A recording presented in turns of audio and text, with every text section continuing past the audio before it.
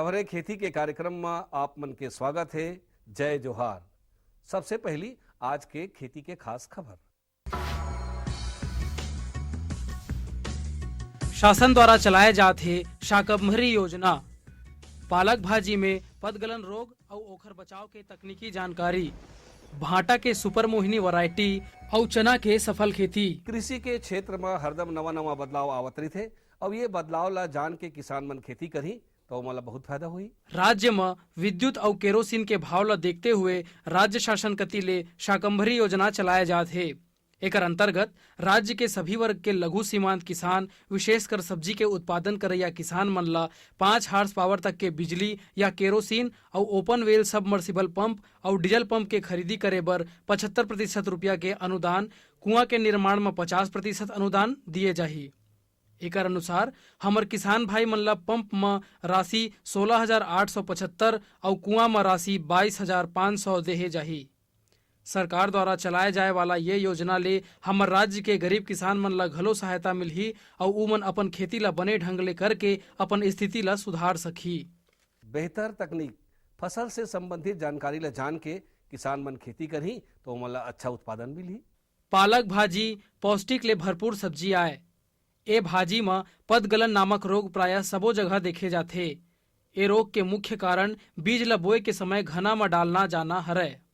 ए स्थिति में पौधा ला उचित भोजन और प्रकाश नहीं मिल पाए और अंकुरण के 8-12 दिन बाद में ही गिरे धर लेथे। अगर बीज के बुआई ला घना नहीं करके छट्टा में लगाही और पानी के निकासी के बने प्रबंध रही तो ये पदगलन रोग नहीं होए। संगे संग 3 साल में एक बार पालक के खेत में बोर्डो मिश्रण दवा के छिड़काव करना चाहिए और मिट्टी के उपचार ला बुआई के 15 दिन के पहले ले ही करना चाहिए। अब खेती संबंधी खास खबर। छत्तीसगढ़ प्रदेश में उन्नत नस्ल के बकरी प्रजनन खातिर ग्राम रामपुर जिला कबीरधाम में नवा बकरी पालन प्रक्षेत्र के स्थापना करे जाही। एकर लिए 1,76 लाख रुपया के प्रावधान करे गए हवे। कृषि के मशीनीकरण ले बहुत सुविधा होते और एकर से समय, श्रम और लागत तीनों के बचत होते। ये आर्यन से रिवर्सिबल या पल्टी प्लाऊ भी बोलते हैं इसको, और ये ट्रैक्टर के दोनों तरफ से फ्रंट से भी ये अटैचमेंट हो सकता है और ये बैक साइड में भी चल सकता है। ये किसान के लिए बहुत उपयोगी है। जब आपको गड्ढा भरना हो खेत में तो इसको आप उल्टी साइड जोड़ के इससे गड्ढा भी भर सकते हैं, और आपको खेत लेवल करना है तो आप इसको फ्रंट में जोड़ के खेत को लेवल भी कर सकते हैं। मतलब ये आपका दोनों काम एक साथ कर देता है। और ये इसका रिवर्सिबल इसी नाम से बोलते हैं कि आगे और पीछे दोनों साइड में चल सकता है। ये एक मतलब आर्यंस की अच्छी तकनीक के साथ बनाया हुआ, जो इसका अटैचमेंट डिजाइन है वो इस तरह से बनाया हुआ है कि उसमें किसानों को लगातार मतलब उसको एक ही इम्प्लीमेंट से दोनों काम हो सके उनके। अगर उनके खड्डे भरने हैं तो वो खड्डे भी भरे जा सके, खेत में लेवल करना है वो लेवल भी किया जा सके। इसकी कुल लागत आती है 18,000 रुपये। उसमें आपको छत्तीसगढ़ शासन के द्वारा 50% यानी कि 9,000 रुपये का अनुदान मिलता है। नवा नवा किस्म अपनाए ले और नवा नवा बीज के उपयोग करे ले ओखर से गुणवत्ता और उत्पादन दोनों में सुधार होते। भाटा के खेती करैया किसान भाई मन ला भाटा के एक उन्नत किस्म सुपर मोहिनी के जानकारी देवत हन। ये किस्म के भाटा हा लंबा गर्म मौसम में बने होथे। ज्यादा ठंड ले एला नुकसान होथे। ये प्रकार के भाटा हा प्रायः जीवाश्म युक्त उपजाऊ मिट्टी में बने होथे। उचित पानी व्यवस्था, दवाई और रख रखाव ले ये सब्जी हा बने होथे। ये किस्म के भाटा हा बैगनी रंग के और फल गुच्छा में लगथे।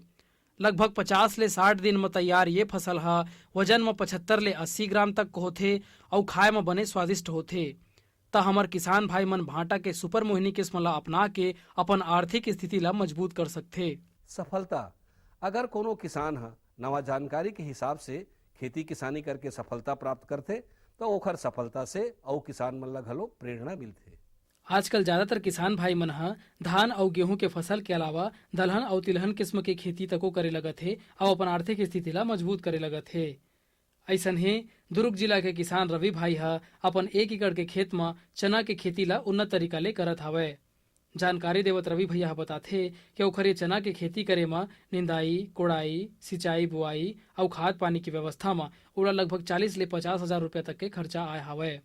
और ओखर अनुमान है कि अपन ये उत्पादन ला वह बाजार में बेच के लगभग 90 ले 1 लाख रुपया तक के आमदनी प्राप्त कर ली। ओखर ये ज्यादा उत्पादन ला देख के दूसर किसान मन घलो प्रेरणा ले सकत हे और उहू मन ह उन्नत तरीका ले खेती करके अपन आर्थिक स्थिति ला मजबूत कर सकत हे। आओ अब जानथन मौसम के हालचाल। मौसम विभाग ले मिले जानकारी के अनुसार आसमान साफ और मौसम शुष्क रहे के संभावना है। संगे संग रात के तापमान में गिरावट आए के घलो संभावना है। आज के अंक में बसत के खेती संबंधी नवा जानकारी लेके फिर मिलबो, तब तक बर जय जोहार।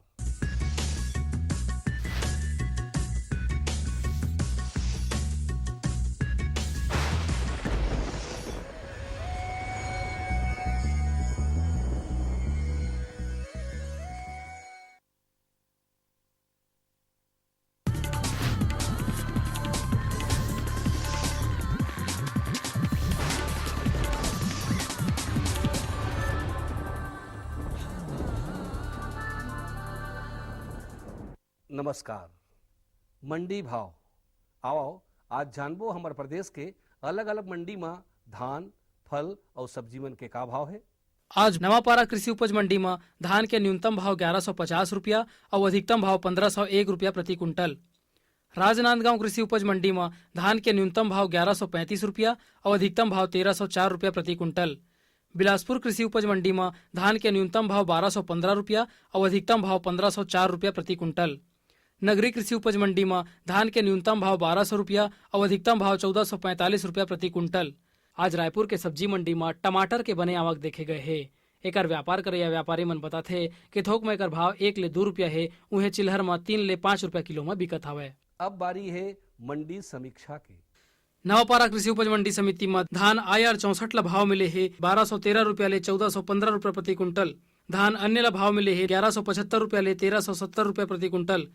धान पतला ला भाव मिले है 1200 रुपया ले 1501 रुपया प्रति कुंटल। राजनांदगांव कृषि उपज मंडी समिति में धान IR 64 ला भाव मिले है 1213 रुपया ले 1415 रुपया प्रति कुंटल। धान मध्यम ला भाव मिले है 1135 रुपया ले 1504 रुपया प्रति कुंटल। अन्य किस्म के धान ला भाव मिले है 1213 रुपया ले 1415 रुपया प्रति कुंटल। धान MTU 1001 ला भाव मिले है 1175 रुपया ले 1370 रुपया प्रति कुंटल। बिलासपुर कृषि उपज मंडी समिति में धान स्वर्णा मासुरी ला भाव मिले है 1175 रुपया ले 1370 रुपया प्रति कुंटल। धान MTU 1001 ला भाव मिले है 1215 रुपया ले 1309 रुपया प्रति कुंटल। अन्य किस्म के धान ला भाव मिले है 1175 रुपया ले 1370 रुपया प्रति कुंटल। धान स्वर्णा मासुरी पुराना ला भाव मिले है 1104 रुपया ले 1395 रुपया प्रति कुंटल। नगरी कृषि उपज मंडी समिति में धान मध्यम ला भाव मिले है 1135 रुपया ले 1175 रुपया प्रति कुंटल।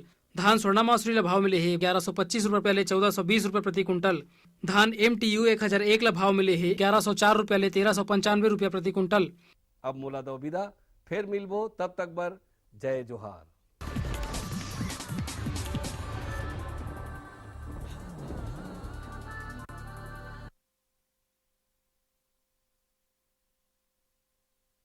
सभी किसान भाइयों को नमस्कार। भारत मौसम विज्ञान विभाग से प्राप्त मध्यम अवधि मौसम पूर्वानुमान और उपग्रह से प्राप्त चित्र के अनुसार अभी आने वाले 4-5 दिनों के दौरान छत्तीसगढ़ के सभी जिलों में मौसम आमतौर पर साफ एवं शुष्क बने रहने की संभावना है। परंतु जहां तक तापमान की स्थिति है अभी, तो पिछले दिनों जो छत्तीसगढ़ के लगभग सभी जिलों में जो हल्की वर्षा दर्ज की गई, उसके कारण से तापमान में गिरावट दर्ज की गई। और वर्तमान में अभी छत्तीसगढ़ के मैदानी क्षेत्रों में जो अधिकतम तापमान है वो 25-26 डिग्री सेल्सियस के आसपास और न्यूनतम तापमान 13-14 डिग्री सेल्सियस के आसपास दर्ज किया जा रहा है। और आने वाले 3-4 दिनों के दौरान भी यही स्थिति बने रहने की संभावना है। उसके पश्चात अधिकतम एवं न्यूनतम दोनों ही तापमान में वृद्धि होने का पूर्वानुमान है। जहाँ तक आने वाले 4-5 दिनों के दौरान मौसम को देखते हुए किसान भाइयों को सलाह है कि चूँकि पिछले पूर्वानुमान के अनुसार अभी शुक्रवार शनिवार को छत्तीसगढ़ के अनेक स्थानों में हल्की वर्षा दर्ज की गई है, कुछ स्थानों में मध्यम वर्षा भी दर्ज की गई है और इस वर्षा के कारण खेतों में पर्याप्त नमी आ गई है। तो जिन खेतों में अभी फसल नहीं लगे हैं, खाली हैं, किसान भाइयों को सलाह है कि उन खेतों की अच्छी तरह से गहरी जुताई करें, जिससे जो खरपतवार वगैरह हैं वो नष्ट हो जाएंगे और इसका लाभ हमें आने वाले समय में मिलेगा। जहाँ तक अभी कई स्थानों में मध्यम वर्षा दर्ज की गई है, तो रबी फसलों में एक सिंचाई के आसपास की जो वर्षा है वो मिल गई है, तो अभी सिंचाई फिलहाल स्थगित रखें। जहाँ तक कीट व्याधि की समस्या की बात है, तो ऐसे मौसम में मटर की फसल में भी जो पाउडरी मिल्ड्यू है वो देखने में आता है। उसके साथ साथ कद्दू वर्गीय सब्जियों में भी पाउडरी मिल्ड्यू देखने में आता है। तो इसके नियंत्रण के लिए सल्फेक्स 1 ग्राम प्रति लीटर पानी के हिसाब से घोल बनाकर छिड़काव करें। जहाँ तक अभी ग्रीष्मकालीन धान की फसल की बात है, तो कई स्थानों में जहाँ पर पहले रोपाई की जा चुकी है वहाँ पर फसल अभी कंसा निकलने की अवस्था में है। तो इस अवस्था में टॉप ड्रेसिंग करें यूरिया का, नत्रजन उर्वरक का, और इसके साथ साथ कंसा निकलने की अवस्था में तना छेदक का भी प्रभाव काफ़ी देखने में आता है। तो इसके प्रारंभिक नियंत्रण के लिए हम प्रकाश प्रपंच का उपयोग कर सकते हैं। जब जो कीट समस्या है वो अधिक हो जाए तभी हमें कीटनाशक दवाओं का उपयोग करना चाहिए, अन्यथा समन्वित जो कीटनाशक विधियां हैं उनका इस्तेमाल करें, जिससे पर्यावरण भी सुरक्षित रहता है। मौसम की जानकारी के साथ कृषि सलाह में आज इतना ही। नमस्कार। ये लो और बताओ। बस। अरे ये क्या भैया जी, बस इतनी सी रासायनिक खाद? किसानी छोड़ रहे हो क्या? किसानी नहीं, नादानी छोड़ रहे हैं। मिट्टी की जांच कराई है। अब तो लाला जी जितनी जरूरत है उतने ही उर्वरक खेत में डालेंगे। हाँ, किसान भाई आज ही अपने जिले की नजदीकी भूमि परीक्षण प्रयोगशाला में मिट्टी की जांच जरूर करवाएं और मिट्टी में पोषक तत्व, नमी व पौधे के विकास को देखते हुए केवल जरूरत के अनुसार ही पोषक तत्व डालें। और हाँ, मिट्टी में गंधक, जस्ता, बोरोन जैसे सूक्ष्म पोषक तत्वों का पता लगाना भी न भूलें। उर्वरक और जैविक खाद के सही उपयोग से भूमि का उपजाऊपन बनाए रखें, उत्पादकता बढ़ाएं, खर्चा घटाएं और बहुमूल्य विदेशी मुद्रा बचाने में भी सहयोग दें। और हाँ, धीमी गति से नाइट्रोजन उपलब्ध कराने वाले उर्वरकों जैसे नीम लेपित यूरिया को प्राथमिकता दें और यूरिया का पत्तों पर छिड़काव करें। अरे वाह, तू तो सचमुच समझदार हो गया रे। अधिक जानकारी के लिए संपर्क करें जिला कृषि अधिकारी या किसान कॉल सेंटर। अम्मा खाना दे दो ना। सबर कर गोलू, अभी दाल नहीं गली है। तू फिक्र ना कर गोलू की अम्मा, अब की बार अपनी दाल खूब गलेगी। क्या मतलब जी? अब की बार NFSM के तहत दाल की पैदावार को बढ़ाने के तरीकों को दिखाने के लिए देश में 1000 क्षेत्र चुने गए हैं, जिसमें हमारा इलाका भी आ गया है। पर इससे हमें क्या फायदा? हमें 5 एकड़ खेती के लिए खाद और कीटनाशक के अलावा बढ़िया बीजों की एक मिनी किट भी मिलेगी। इतनी दाल का करेंगे क्या जी? अरे भगवान, सरकार ने दलहन का समर्थन मूल्य भी खूब बढ़ा दिया है और इनकी खरीद का भी पूरा इंतजाम कर लिया है। इससे आमदनी बढ़ेगी और फिर हमारा गोलू अच्छे स्कूल में जाकर के कृषि वैज्ञानिक बनेगा। हाँ जी जी जी। किससे बात कर रहे थे इतना हंस हंस कर? किसान कॉल सेंटर में विशेषज्ञ से खेती के बारे में सलाह ले रहा था। सुबह भी रात को भी? किसान कॉल सेंटर सुबह 6 बजे से रात को 10 बजे तक खुलता है। रविवार को भी? साल के 365 दिन खुलता है। पर तुम ये सब क्यों पूछ रही हो? मैं तो कुछ और ही समझी थी। कृषि संबंधी समस्याओं का अपनी भाषा में तुरंत समाधान पाने के लिए पूरे भारत में किसी भी फोन से राष्ट्रीय हेल्पलाइन नंबर 1800-180-1551 पर संपर्क करें। आज तो वसूली करके ही जाऊंगा। घनश्याम, अरे ओ घनश्याम। वो तो स्कूल गए हैं। स्कूल गया है। अरे बहाना तो ढंग का बनाती। हाँ लाला, मैं स्कूल ही गया था, फार्म स्कूल, जहाँ किसानों को सिखाई जाती है खेतों में पैदावार बढ़ाने की हर बात, जैसे मिट्टी के हिसाब से सही खाद, बढ़िया बीज और जरूरत के मुताबिक कीटनाशक, ताकि कम लागत में अधिक मुनाफा। ये पकड़ लाला, तेरा हिसाब साफ।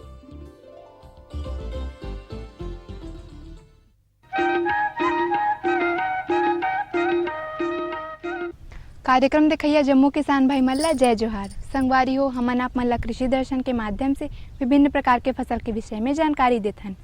आज हमन चर्चा करबो बैगन के उन्नत खेती के बारे में। आज जमाना है आधुनिक खेती के।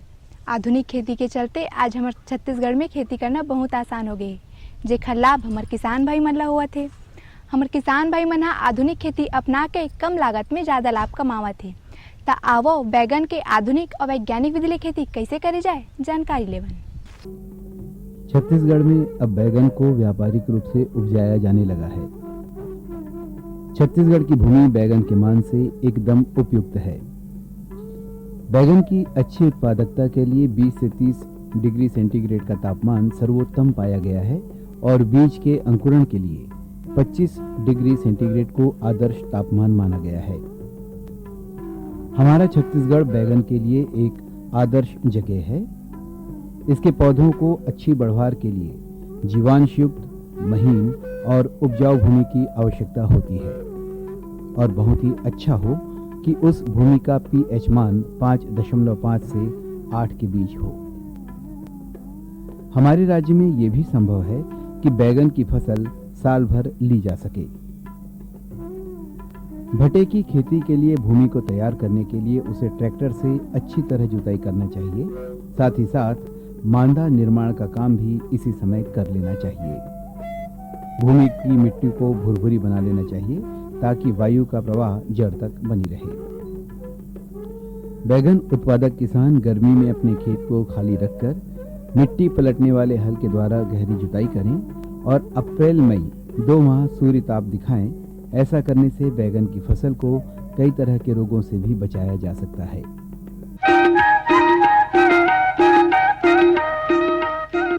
किसान भाइयों, बैगन के खेती में जल प्रबंधन की जानकारी होना बहुत जरूरी है।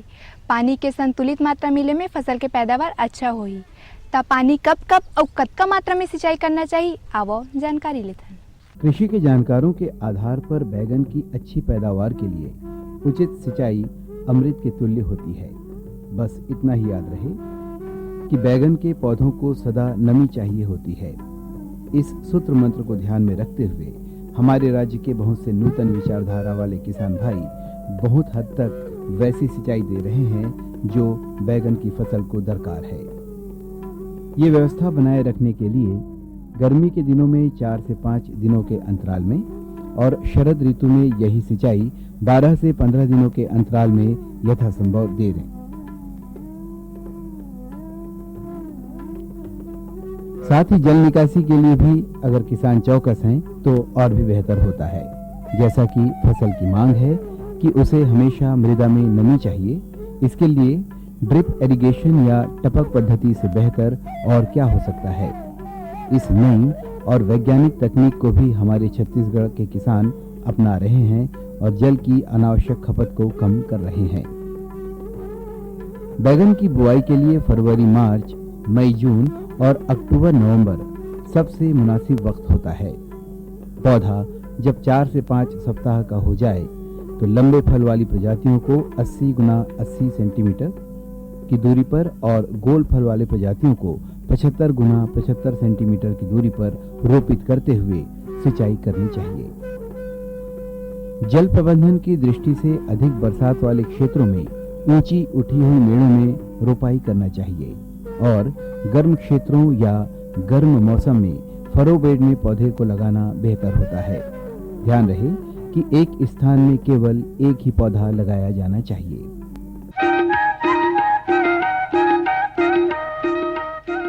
किसान भाइयों, बैगन की खेती में खाद प्रबंधन की जानकारी होना भी अब बड़ जरूरी है। खाद कब कब कौन से बेरा में और कतका मात्रा में देना चाहिए, आओ जानकारी लेते हैं। बैगन की फसल को अधिक पोषक तत्वों की आवश्यकता पड़ती है। इन पोषक तत्वों की उपलब्धता को सुलभ बनाए रखने के लिए खेत की कम से कम 4 से 5 अच्छी जुताई करके सिफारिश मात्रा में गोबर की सड़ी खाद आखिरी जुताई के साथ ही भूमि में अच्छी तरह से मिलाकर देना चाहिए। साथ ही प्रति हेक्टेयर के पीछे 100 किलोग्राम नत्रजन, 80 किलोग्राम स्फूर और 60 किलोग्राम पोटाश की मात्रा से नत्रजन की आधी मात्रा और स्फूर और पोटाश की पूरी मात्रा अंतिम जुताई के साथ मिला दें और शेष बची आधी नत्रजन को 2 बार में दिया जाना चाहिए। पहली रोपाई के 30 दिनों के बाद और दूसरी 45 दिनों के बाद देना चाहिए। बैगन की फसल के लिए खरपतवार का नियंत्रण भी बहुत आवश्यक होता है। अवांछित खरपतवारों से निजात पाने के लिए खुरपी और कुदाली की मदद से समय समय पर निदाई गुड़ाई करते रहना चाहिए। खरपतवार नियंत्रण को और भी आसान बनाने के लिए निंदानाशक दवा जैसे पेंडिमेथालिन की 1 किलोग्राम मात्रा को प्रति हेक्टेयर की दर से रोपाई से पहले इस्तेमाल में लाई जा सकती है। बैगन की उपज, भूमि की उर्वरा शक्ति, बैगन की किस्म और बुआई के समय का चयन इस पर निर्भर करता है। आमतौर पर 250 से 300 क्विंटल की उपज प्राप्त हुआ करती है और संकर किस्मों में 800 क्विंटल तक भी उपज प्राप्त की जा सकती है।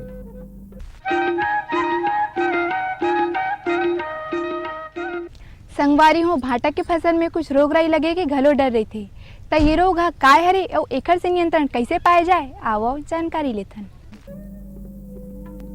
तना छेदक और फल छेदक बैगन की फसल में लगने वाले दो प्रमुख कीट हैं, जिसका कि प्रबंधन यदि वक्त रहते न किया गया तो ये कीट 50 से 75% तक के फसलों को नुकसान पहुंचा सकते हैं। जैसा कि नाम से ही जाहिर है, ये कीट तने को बेहद नुकसान पहुंचाया करते हैं। इस कीट के रोकथाम के लिए फसल की आरंभिक अवस्था में डायमेथोएट 30 EC 1 लीटर प्रति हेक्टेयर या मोनोक्रोटोफास 750 मिलीलीटर प्रति हेक्टेयर के मान से छिड़काव करना लाभदायी होता है। फल आने पर नीम आधारित कीटनाशक दवा का 3 लीटर प्रति हेक्टेयर की दर से छिड़काव करें। याद रहे, एक ही कीटनाशक दवा 2 बार न डाली जाए।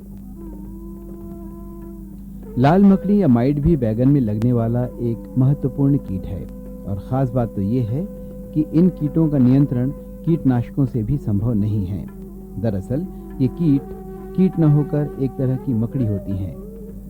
इस कीट का कुप्रभाव प्रभावित पौधे की पत्तियों पर स्पष्ट रूप से देखा जा सकता है। इन कीटों को नियंत्रण में लाने के लिए घुलनशील गंधक 0.2% या 0.1% कैलेक्सिन का छिड़काव 10 से 12 दिनों के अंतराल में कम से कम 2 बार करना चाहिए। इस पर भी ध्यान देने योग्य बात है कि ये छिड़काव पत्तियों के निचले हिस्से पर ही की जानी चाहिए।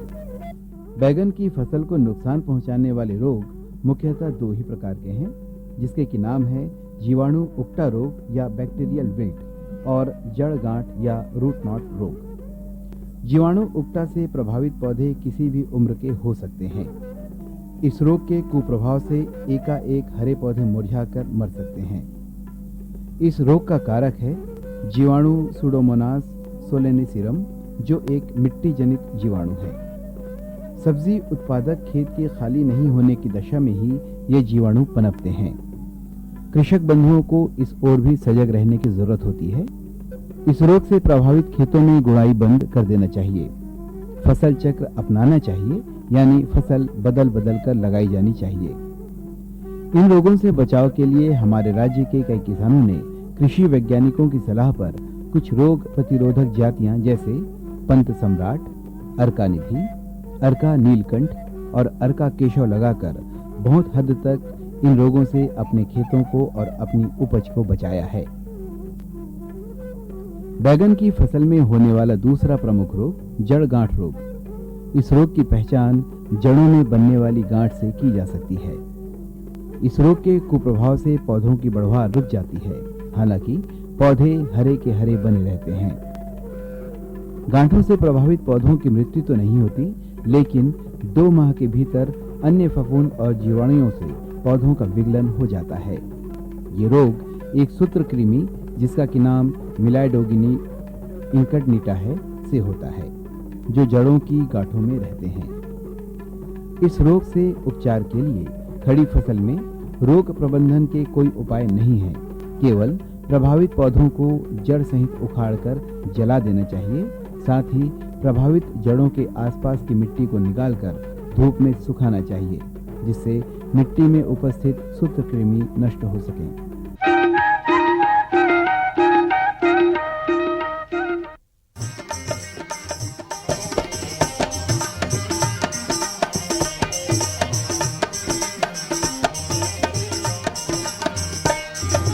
रोज बिहनिया नवा सुरुजहा नवा बिहनिया लाते, नवा बिहनिया लाते ग भैया, नवा बिहनिया लाते। रोज बिहनिया नवा सुरुजहा नवा बिहनिया लाते, नवा बिहनिया लाते ग भैया, नवा बिहनिया लाते। तो तोर गुनला संझा बिहनिया सोन चिड़ैया गाथे।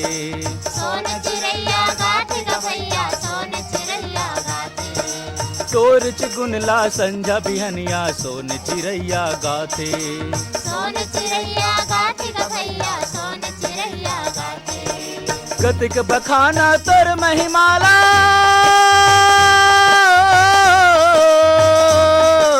गतिक बखाना तोर महिमाला महिमा तोर महान। तोर जय बोलावंगा भैया मोर मयान किसान। तोर जय बोलावंगा भैया मोर मयान